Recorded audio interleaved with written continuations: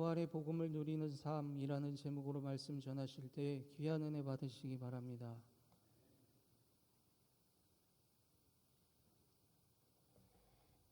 예, 우리 LP 쌍상불이 은혜롭게 연주했습니다. 중급반 레슨도 이미 시작됐고 아마 어제도 열심히 연습하시는 분들을 봤는데 아마 그래서 더 오늘은 은혜로운 것 같습니다. 박수로 격려하겠습니다. 잠시 기도하고 하나님 말씀 듣습니다. 은혜로우신 주님, 이 시간 말씀하여 주옵소서. 말씀 들을 때 주의 영이 약동하는 시간 되게 하여 주옵소서. 놀라운 하나님의 은혜가 우리의 심령 속에 각인되게 하여 주옵소서. 예수님 이름으로 기도하옵나이다. 아멘. 예수 믿는 삶이 녹록지 않습니다. 때때로 아픕니다. 예수 믿는 사람 아플 수 있어요. 그리고 사업의 어려움을 겪기도 하고 가정의 위기를 겪기도 하고 자녀들이 힘든 것들을 보기도 합니다. 일생 예수 믿은 부모님이 몸이 아파서 길게 입원하고 그리고 어떻게 보면 이번 기회에 돌아가실래나 그러한 안타까운 그런 분위기도 감지할 수도 있습니다. 이럴 때 우리는 침울함, 낙담, 실망을 겪게 됩니다. 이럴 때 사람들은 옆에 와가지고 위로해 줍니다. 그 위로할 때 우리나라 사람들이 제일 많이 하는 말이 뭔지 아세요? 뭘 내라고 그러던데 뭐라고 얘기합니까? 힘내라고. 그 말이 좋은 말입니다. 그럼에도 불구하고 요즘은 그 말이 별로 위로가 안 된다고 얘기를 하더라고요. 실제로 그 말을 여러 차례 들은 분이 어떻게 반응했냐 그러면 목사님 낼 힘이 하나도 없습니다. 그런데 힘내라고 그러니까 힘이 하나도 없는데 힘내라 그러니까 마음은 알면서도 솔직히 좀 속상합니다. 그렇게 이야기하는 것 들었습니다. 분위기를 반전시키는 건 대단히 어려운 일입니다. 에너지가 없어서 쭉 떨어지고 있잖아요. 그런데 그걸 붙잡아가지고 다시 위쪽으로 향하는 상승의 에너지를 공동체 분위기에 불어넣는 건 우리가 가진 내부적인 힘 가지고는 불가능합니다. 자, 저를 따라서 하세요. 우리의 힘은 밖에서 옵니다. 여러분 글을 잘 쓰는 분이 글을 멋들어지게 늘 잘 쓸 것 같잖아요. 어마어마한 작가들도요 막힐 때가 되면 진짜 한 줄도 안 써진다고 그럽니다. 근데 그런 분들이 어느 순간 피를 딱 받아가지고 기가 막히게 몇 페이지, 몇십 페이지를 한 번에 쓸 때도 간혹 있다고 그래요. 그런데 그렇게 쓴 다음에 늘 고백하는 말이 뭐냐 그러면 그 양반이 예수 믿는 분이 아닌데 꼭 세상 사람들은 뭐가 들렸다 그럽니까? 귀신 들린 것처럼 그렇게 써졌다 그러는데 그거는 세상 사람들이 하는 이야기고, 자, 저를 따라서 하세요. 에너지는 밖에서 옵니다. 그 밖에서 오늘 그 얘기 해드리려고 그래요. 예수님께서 십자가에 달려 돌아가셨어요. 무덤에 장사 지내는 거 봤어요. 2, 3일이 지났어요. 희한하게 예수님 살아나셨다는 이야기가 들렸지만 어떻게 죽은 사람이 살아납니까? 그러니 제자들의 분위기는 낙담, 실망, 의심, 두려움 이런 분위기가 있었던 거예요. 그래서 문도 꽉꽉 닫아 걸고 아무것도 안 하고 있었습니다. 제자 공동체면 쉽게 말하면 교회예요. 교회가 문 닫아 걸고 두려움, 의심, 낙심, 실망 뭐 이런 분위기로 아무것도 안 하고 있으면 교회 꼴이 되겠습니까? 그런데 그때 세상에 어떻게 들어오셨는지도 모르는데 예수님께서 가운데 척 하고 나타나시는 거예요. 분위기가 확 반전됩니다. 자, 저를 따라서 하세요. 우리 예수님이 분위기를 반전시키십니다. 요즘 나 살 힘이 별로 없다. 그냥 하루하루 연명한다. 그런 느낌을 가지고 계신 분들은 여러분 안에서 그 힘은 없어요. 분위기를 반전시키는. 밖에서 오는 거거든요. 그것도 어떤 분을 통해서. 그거를 오늘 말씀 들으면서 경험하셨으면 좋겠고 그게 부활의 삶입니다. 자, 저를 따라서 하세요. 우리는 부활의 삶을 누립니다. 뭐 좀 얘기를 들어야 되거든요. 그게 부활의 복음이고 제가 오늘 세 가지로 말씀드리려고 합니다. 1번입니다. 1번 같이 한번 읽어보자. 시작. 두려움과 의심을 이기는 부활의 삶. 36절 말씀. 36절 같이 한번 읽어보자. 시작. 이 말을 할 때 예수께서 친히 그들 가운데 서서 이르시되 너희에게 평강이 있을지어다 하시니. 동네에서 아는 분 만나고 그리고 또 인사성이 밝은 분들은 동네에서 사람을 이렇게 해서 눈이 마주치게 되면 여러분들 보통 어떻게 인사를 합니까? 어떻게 인사하죠? 안녕하세요. 요즘 그게 인사예요. 그런데 그건 요즘 인사고 한 30년쯤 전에는 동네에서 친숙한 분들 만나면 어떻게 인사하셨는지 기억나셔요? 네, 식사하셨냐고. 밥 먹는 게 너무 귀한 일이기도 하고 그리고 끼니를 거르는 분들도 많았기 때문에 식사하셨냐고 진지 잡수셨어요? 그게 그냥 우리의 인사. 유대인들은 어떻게 인사하냐 그러면 두 글자입니다. 자, 저를 따라서 하세요. 샬롬. 옆에 있는 분들한테 샬롬 그래보세요. 자, 시작. 샬롬. 이게 그냥 안녕하세요 그런 얘기예요. 그런데 보통 때도 예수님께서 샬롬 그러셨을 거예요. 그런데 세상에 죽었던 분, 그런데 다시 살아나셔서 맨 처음에 제자들에게 나타나셔서 하신 말씀이 샬롬이라고 그렇게 말씀하실 때 제자들 마음속에요 평안의 불꽃이 여기서 살짝 일어나는 걸 느꼈을 것입니다. 왜요? 죽었다가 사신 분이시잖아요.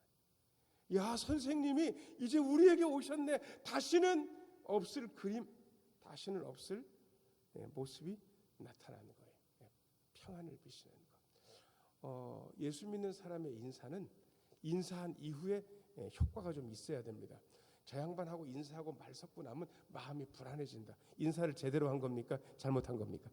잘못한 거예요. 근데 저분하고 얼굴 트고 인사하고 나면 마음이 좋아져요. 불안했던 마음이 평안해지고 괜찮아져요. 인사가 제대로 된 거예요. 저는 저의 인사, 우리 모두의 인사가 샬롬을 일으키는 인사가 되었으면 좋겠고요.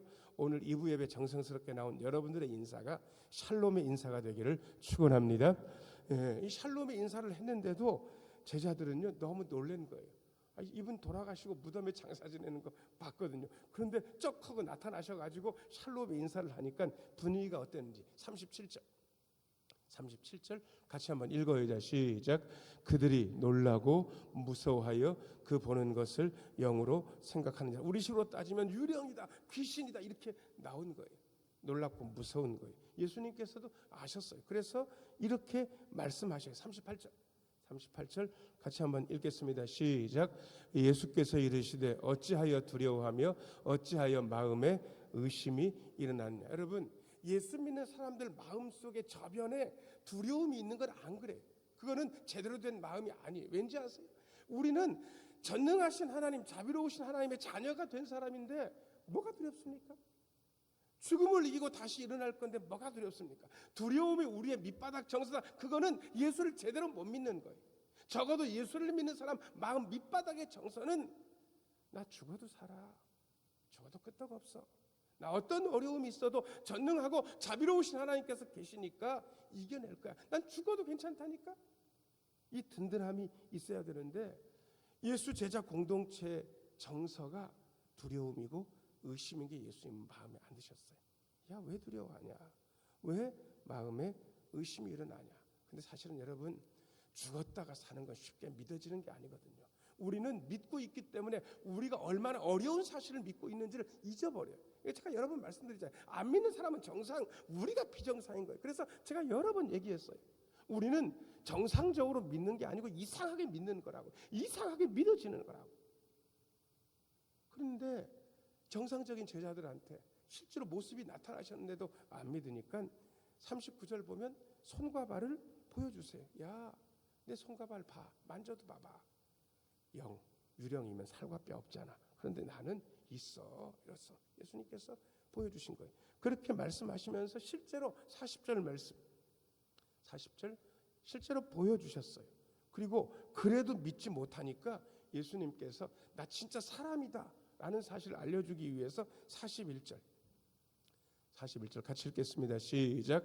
그들이 너무 기쁨으로 아직도 믿지 못하고 놀랍게 여길 때 이르시되 여기 무슨 먹을 것이 있느냐 하시니. 먹을 걸 찾으셔요. 여러분, 사람이 제일 사람다울 때가 어떤 때인지 아세요? 모르세요? 먹을 때예요.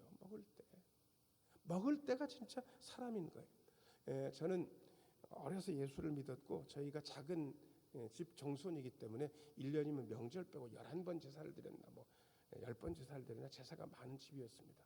저는 먹을 때 관심이 많고 그리고 어머니가 다른 음식은 미리 만들면 만들 때 옆에서 뭘 집어먹는 걸 허용하셨는데 제사 음식만큼은 그걸 안 하셨어요. 뭘 먹겠다 그건 안 된다고 그래서 하도 성화를 하셔가지고 얼마나 맛있는 게 맞습니까?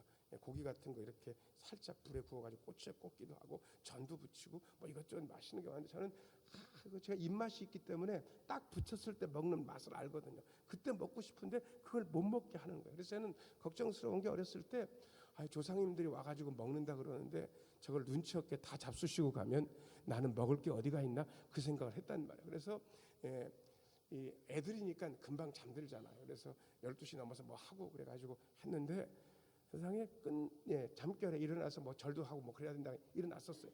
근데 제일 먼저 눈에 가는 게 앞에 차려진 제사 음식이 그대로 있나 줄어들었나 그게 제 관심사인 거예요. 이렇게 보니까 제가 개수를 다 세놨는데 줄어들었겠습니까? 하나도 안 줄어들었겠습니까? 하나도 오셔가지고 냄새만 맡고 가셨나 보다. 드시진 않는가 보다. 제가 그때 유령은 냄새까지는 맡을 줄 몰라도 먹지는 않아. 왜요? 사람이 아니니까 안 먹네. 먹는 게 지극한 거예요. 근데 예수님께서 42절 비춰줘 보세요. 뭐 먹을 게 있냐 그러시니까 42절 뭘 제자들이 드렸습니까? 구운 생선 한 토막. 43절 안 드셨습니까? 드셨습니까? 그 앞에서 다 드셨어요. 유령입니까? 사람입니까? 사람인 거예요. 저는 이렇게만 해도 설명도 잘 되고 그럴 것 같은데 또 질문을 희한하게 하는 분들이 계세요. 어떤 분이 목사한테 와가지고 목사님 예수님께서 이것 드시고 승천하시기 전에 화장실은 가셨을까요? 안 가셨을까요? 이분 생각에 천국에는 뭐가 없다. 화장실이 없다라고 생각을 하는 거예요. 저는 그건 잘 모르겠습니다. 근데 일단 천국은 영으로만 가서 생각하게 되면 화장실은 필요 없어요. 근데 부활해서 가게 되면 저는 부활한 다음에도 먹기는 먹어야 될 것 같거든요. 먹고 나면 배설도 해야 되잖아요. 그러니까 화장실도 있다 해도 나쁘진 않을 것 같은데 아무튼 그게 그분한테는 고민스러웠던 것 같아요. 여러분 예수님께서 이렇게까지 하시는 이유가 뭡니까? 믿으라고. 믿고 두려워하지 말라고. 의심하지 말라고. 여러분 부활의 삶은 두려움과 의심의 삶이 아니라 든든한 삶입니다. 마음이 든든한 거예요. 자, 저를 따라서 하세요. 예수 믿었더니 마음 든든합니다. 여러분 이게 고백이에요. 어떤 분이 예수 믿고 달라진 게 뭐냐 그랬더니 목사님 그전에는 참 불안하고 두렵고 그랬는데 예수 믿고 나니까 그게 사라졌습니다. 요즘은 늘 든든합니다. 여러분 예수 믿은 간증을 이렇게 짧게 어떻게 할 수 있습니까? 자, 저를 따라서 하세요. 예수 믿으니 마음 든든합니다. 그 고백을 저한테 하지 말고 옆에 있는 분들한테 예수 믿으니까 마음 든든해요. 한번 해보세요. 자, 시작. 예수 믿으니까 마음 든든해. 두려움과 의심을 이기는 부활의 삶. 그다음에 두 번째 같이 한번 읽어요. 자, 시작. 마음이 열려 말씀을 깨닫는 부활의 삶. 44절. 좀 길긴 하지만 한번 읽어보겠습니다. 시작. 또 이르시되 내가 너희와 함께 있을 때에 너희에게 말한 바 곧 모세의 율법과 선지자의 글과 시편에 나를 가리켜 기록된 모든 것이 이루어져야 하리라 한 말이 이것이라 하시고 예수님께서 제자들과 3년 반 동안 공생애 하시면서 늘 성경 말씀을 많이 이야기하셨어요. 근데 구약 성경은 세 토막으로 나누거든요. 어떻게 나누냐 그러면 모세의 율법, 선지자들의 글 그리고 성문서 시가서라고 하고 대표적으로 시편의 말씀들 요게 구약 성경을 세 토막으로 나누는 방법인 거예요. 예수님께서 내가 그전부터 성경에 기록된 모든 것이 이루어져야 된다고 하지 않았냐. 성경에 기록된 구약 성경에 기록된 모든 것이 이루어지는 게 내가 이렇게 죽음을 이기고 살아나는 거 이거 얘기한 거야. 이거 실제로 이루어졌어. 그러면서 구약 성경의 말씀을 하시는 거예요. 자, 그러시면서 오늘 그야말로 중요한 45절의 말씀을 우리에게 성경 말씀으로 일러주시는데 한번 읽겠습니다. 시작. 이에 그들의 마음을 열어 성경을 깨닫게 하시고 뭘 열었다고요? 마음을 열어. 여러분 예수를 믿으면서도 마음이 닫힌 분들이 많습니다. 저는 설교를 들으면서 오늘 목사님이 나를 위해서 무슨 좋은 말씀, 하나님 말씀을 하시겠지 그렇게 기쁜 마음으로 듣는 분들도 꽤 많이 봤고 어떤 분들은 벌써 이렇게 보면서 잘하는지 못하는지 내가 볼 거야. 잘하긴 하나? 뭐 이런 식으로 보는 분들도 꽤 있는 거예요. 여러분, 지금 상태가 안 좋거든요. 말씀은 기대감 갖고 들어야 되는데 기대가 전혀 없는 거예요. 기대가 아니라 뾰족한 마음 가지고 보고 있는 거예요. 그리고 심지어 그게 정상인 줄 알아요. 여러분, 우리는 너무 시간이 오래 흐르고 나면 그게 그냥 편안하게 돼요. 아마 여기 앉아 계신 분들은 한 달에가 아니죠. 하루에 한두 번 정도 뭐 땀이 나면 더 할 수도 있고 하루에 한 번, 이틀에 한 번 아마 샤워하실 거예요. 우리는 이게 거의 정상이고 우리의 몸에 밴 거기 때문에 하루에 한 번 샤워 안 하면 막 어떻게 막 몸이 근질근질하고 막 이상할 수도 있을 것 같아요. 그런데 늘 그렇게 사시던 분이 몽골에 가가지고 애들 가르치느라고 그 게르도 있고 그런 데 가가지고 2주인가 3주를 있었다는 거예요. 근데 여러분, 몽골이 물이 잘 납니까? 물이 없습니까? 물이 귀해요. 거기는 샤워는 잘 못해요. 어쩌다 고양이 세수하는 거예요. 그래가지고 처음에 2, 3일은 샤워할 물도 없고 그러니까 너무 괴롭고 죽겠더라는 거예요. 온몸이 근질거리고. 그런데 4일, 5일, 7일쯤 지나니까요, 머리 안 감는 것도 가렵지도 않고 샤워 안 하는 것도 괜찮고 그냥 쭉 살아도 되겠다는 거예요. 그 얘기가 사람들이 다 웃었어요. 근데 그분이 여러분들도 가서 딱 일주일만 버티면 똑같아진대. 우리는 하루만 안 감아도 막 머리가 근질근질한데 그분들은 6개월 안 감아도 아무 문제가 없다는 거예요. 피부에 아무것도 안 돋는데 그냥 괜찮대. 여러분, 너무 안 씻고 있으면 너무 그 상태가 오래되면 그게 정상이에요.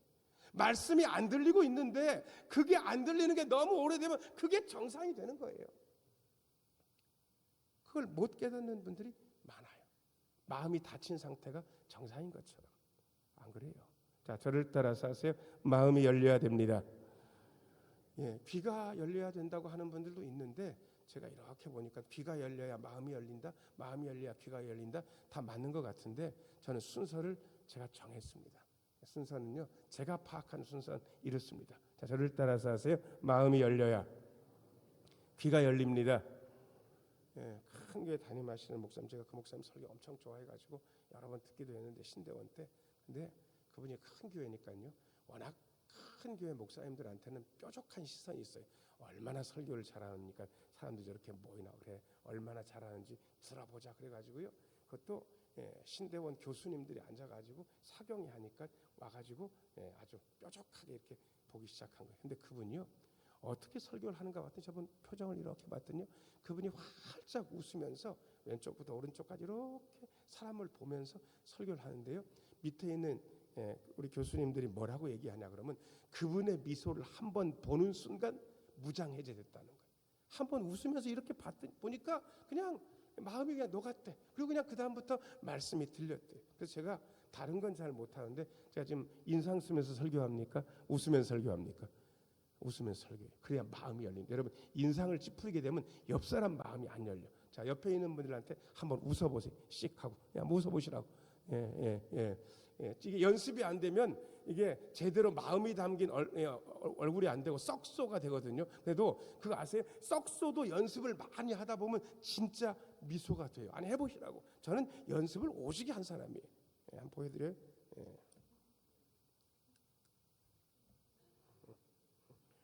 썩소잖아요. 근데 이거를 한동안 했더니요, 이게 아주 장착이 됐어요. 괜찮아요. 자연스럽게 웃을 수 있는 거예요. 웃어야 돼요.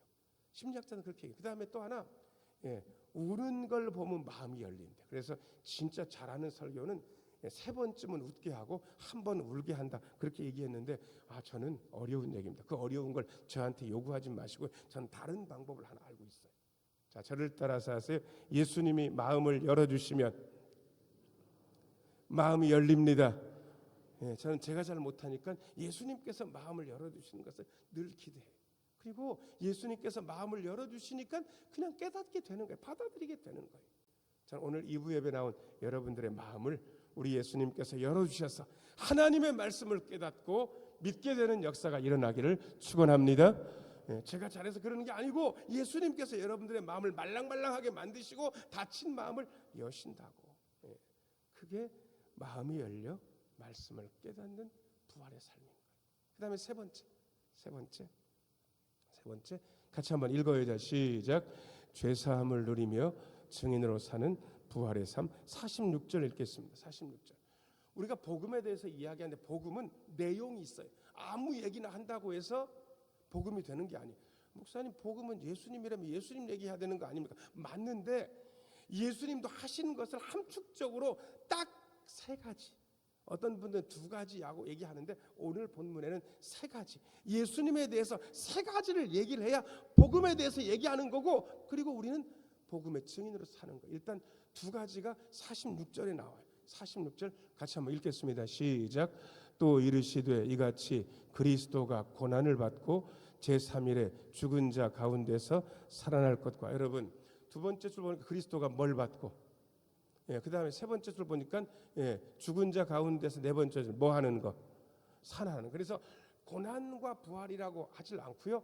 고난 이후에 죽음, 죽음이 가장 큰 고난이니까 죽음과 부활, 예수님이에요. 그래서 죽음을 그냥 우리는 딱 상징적으로 표현하는 게 있어요. 이게 뭡니까? 십자가. 자, 저를 따라서 하세요. 예수님의 십자가, 예수님의 부활. 그게 복음의 내용인가? 아주 중요한 두 가지 내용. 예수님에 대해서 이야기하면서 예수님의 고난의 십자가에 대해서 얘기 안 한다? 그걸 살아내지 않는다? 복음에 대해서 일도 모르는 거예요. 예수님에 대해서 이야기하면서 십자가만 이야기한다? 부활에 대해서 얘기 안 한다? 그것은 일부분만 아는 거예요. 예수님의 십자가, 예수님의 부활, 복음의 중요한 내용, 우리가 살아내야 할 예수님의 삶, 예수님의 십자가를 지고 예수님처럼 우리도 부활의 삶을 살아요. 이것만이 다가 아니라는 사실을 오늘 본문이 이야기합니다. 47절. 47절 같이 한번 읽겠습니다. 시작. 또 그의 이름으로 죄사함을 받게 하는 회개가 예루살렘에서 시작하여 모든 족속에게 전파될 것이 기록되었으니. 그 다음에 아예 48절도 읽겠습니다. 시작. 너희는 이 모든 일의 증인이라. 여러분, 지금 십자가 얘기했어요. 부활 얘기했어요. 47절 비춰줘 보세요. 세 번째가 뭐냐 그러면 그의 이름으로, 두 번째 줄 뭘 받게 하는, 죄사함을 받게 하는 뭐? 회개. 그냥 이거를 한꺼번에 딱 줄이면 용서에 대한 이야기 하고 계신 거예요. 죄사함에 대한 이야기를 하고 계신 거예요. 십자가와 부활과 죄사함, 십자가와 부활과 용서, 이게 우리가 가진 복음이고 우리가 가진 복음의 능력인 거예요. 예수 믿는 사람은 용서하는 사람이에요. 왜 용서하는지 아세요? 용서받았으니까. 용서받았기 때문에 용서할 수 있는 에너지가 있는 거예요. 용서받지 못한 사람은 죽어도 용서 못해요. 자기가 얼마나 죽을 죄인이고 그 죽어야 할 죄에서 용서받았다는 것을 깨닫는 사람은요, 용서하지 말라고 그래도 용서할 수밖에 없어요. 여러분, 용서하고 용서받는 이 안에 가장 사람을 힘들게 하는 어떤 게 사라집니다. 그게 죄책감이에요. 여러분, 죄책감을 아세요? 이거는 설명할 수 없어요. 남이 그거 아니라고, 논리적으로 그거 아니라고 그렇게 얘기해도요, 그 죄책감은 어떻게 할 수가 없어요. 다운 증후군 아이를 둔 신실한 집사님 부부를 신방한 적이 있습니다. 오래전 얘기입니다. 교육전사 때. 이런저런 얘기를 하면서 그 아버지 집사님이 제 앞에서 울었습니다. 전사님, 제 죄입니다. 제 딸아이가 저런 것은 저의 잘못입니다. 그 아버지가 무슨 특정한 죄를 저질렀겠습니까? 신실하신 분이에요. 그런데 그 딸아이가 태어나면서부터 그 아버지는 내 죄 때문이라고 생각하고 있었던 거예요. 엄마는 유방암 수술을 했어요. 젊디 젊은 딸이 백혈병, 혈액암이 걸렸어요. 엄마가 유방암인 거 하고 젊은 딸이 혈액암인 거 하고 여러분 꼭 인과관계가 있습니까? 그런데 엄마는 이렇게 생각하는 거예요. 내 죄다. 내 잘못이다. 옆에서 논리적으로 안 맞아. 당신 그렇게 죄책감 느낄 필요 없어. 그렇게 해도 그 느낌을 어떻게 뗄래야 뗄 수가 없는 거예요.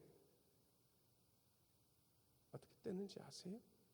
자, 저를 따라서 하세요. 예수님의 이름으로 용서받습니다. 그게 아니라고 백날 얘기해도 그 마음에서 떨어지지 않는 거예요. 실제로 자기가 죄를 지은 건 더 그래요. 그런데 우린 용서받아요. 죄사함의 감격을 누려요. 이거야말로 복음 아니겠습니까?